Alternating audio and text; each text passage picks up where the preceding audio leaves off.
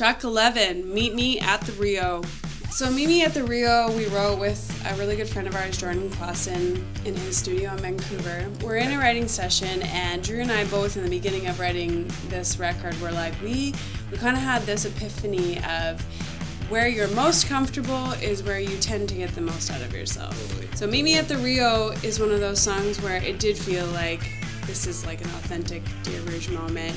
We were kind of playing the bass riff as we do to start a record. It felt like early days when we were writing, because Jordan has we have ties to him from the beginning of being our band. Yeah, that's right. I remember we were in his Vancouver studio, and we wrote 2 other beautiful songs. Jordan's a brilliant songwriter, and we were really excited to tap in lyrically with him because he's so talented. I remember we got to that point of let's have fun, and Meet Me at the Rio started out as a joke. I actually remember this differently. Yeah. I remember this differently. You left, and we started writing to the beat of another song, and we were joking around. And you came back from lunch, picking up lunch for the session. We were literally joking around, and you're like, "This is awesome. This is great. Let's go."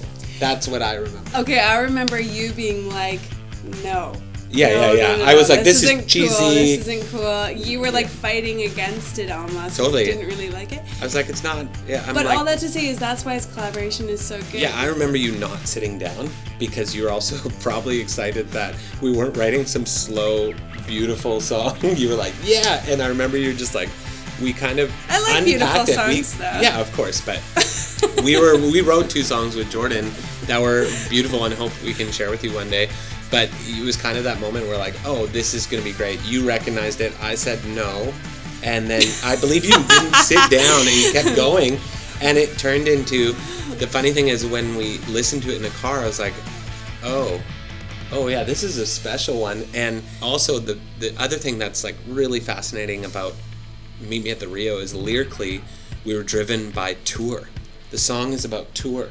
And some of this stuff happened. Some of this stuff are stories that we've heard from other bands, pouring the oil on the head, and a French band, that happened. Yeah. And the lyrical content, I remember us writing Meet Me at the Rio around Meet Me in the Bathroom. Yeah.